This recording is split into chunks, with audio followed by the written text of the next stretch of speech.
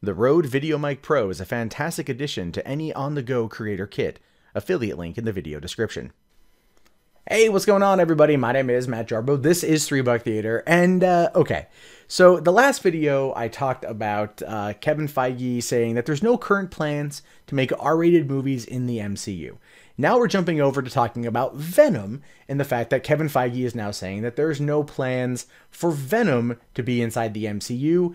It's Sony's project. Now that is again a singular line from a singular interview, and it gets kind of extrapolated into what it is, but the point is it still exists. So we know Marvel's not wanting to do R-rated movies right now, and right now Venom is currently a Sony movie project. But we also know that Spider-Man is going to be a trilogy of films. Tom Holland has confirmed that, and he's excited to see where the character goes, and Tom Holland himself wants to battle Tom Hardy as Venom in Ruben Fleischer's film series that is coming October of next year. And this is, again, when you look at what Kevin Feige says, a guy who keeps shit so close to his heart all the time, it really makes you question what is going on behind the scenes at Marvel. Now, today's videos have been about Sony doing the clean versions of their films, and my theory there being that they are trying to find an alternative revenue source, given the fact that their films, Ghostbusters last year, tanked and cost them about $1 billion. This year, the movies aren't looking to do much better, with the exception of Spider-Man Homecoming, which is probably going to make up that $1 billion that they lost last year.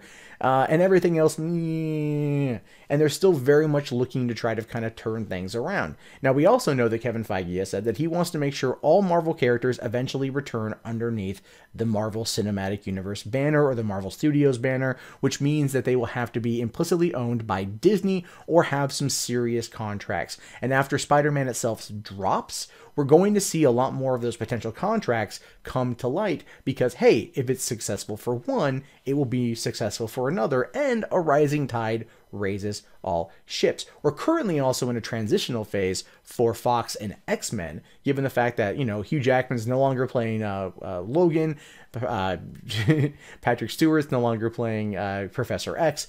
These things are happening. There's a bunch of things that are happening with Fox, especially given Simon Kinberg's connection to Lucas and Disney. There's a lot of players at work here, and I have a feeling we're moving towards something with Spider-Man Homecoming, and it's guaranteed success.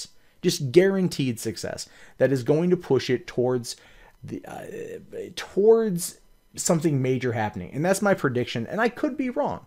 I know when it comes to money, studios don't like to share anything because they want to earn it all themselves. Marvel's not hurting for money, but they're looking at long-term big picture. And so if they go to 20th Century Fox with the same exact deal that they went to Sony with for Spider-Man, they could make that work, which is one of the reasons why Sony doing Venom and Black Cat Silver Sable as their own thing, while it's not an MCU project for now, it all depends on how Spider-Man Homecoming performs, because then it could become a project. If it worked for one, it could work for another. And Ruben Fleischer on his own, I'm not too sure. I don't know. I'm not too sure about. We'll have to wait and see what happens with that. But I do feel that that if Kevin Feige is smart, he'll expand the contract. Sony right now desperately needs it, right? They need it to be a big deal. They need it to win. And they need Venom to work. They need Black Cat Silver Sable to work. But the only reason why they're going to work is because of connections to Spider-Man. And to work the deal to where they have a connection to Spider-Man means they have to be connected to the Marvel Cinematic Universe at large.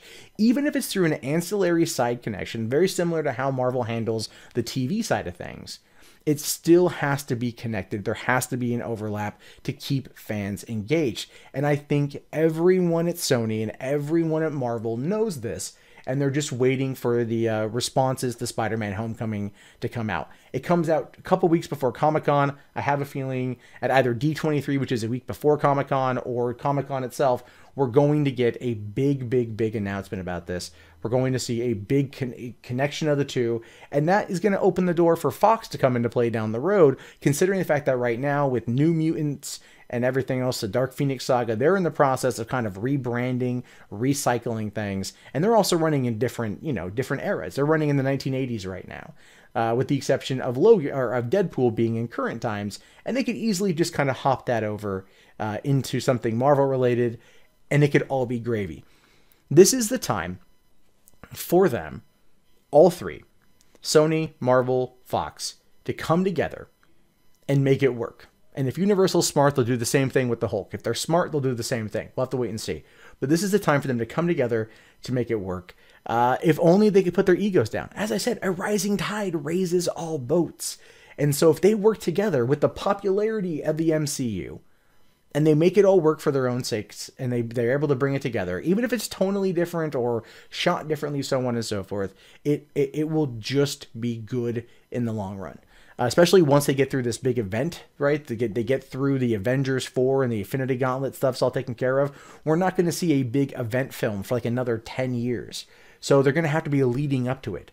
Well, why not lead up to it with the new cast? Why not lead up to it with the new people? Why not lead up to it with this now? Set the seeds now, and then watch it grow to the biggest movie-going event of all fucking time, probably until the end of time, or when they do it again, in 10 years. It's a long play, it's a long gamble, but it could really, really, really work if done properly, and if they work in congruence now. And seeing how Hollywood is desperately losing it's desperate to keep making money. In some respects it is making money, in other respects it's not making money. This is turning out to be like another bad summer Hollywood summer blockbuster season here domestically, and even abroad in some respects. This is the time for them to set those seeds now, watch it grow into something that is just truly mind-blowing and utterly cash earning, so, and lucrative and all that jazz. But I want to know your guys' thoughts on this. Let me know in the comments below. My name is, of course, Matt Jarbo. This has been $3 Theater. I will talk to you guys later. Have yourself a great day, and peace out.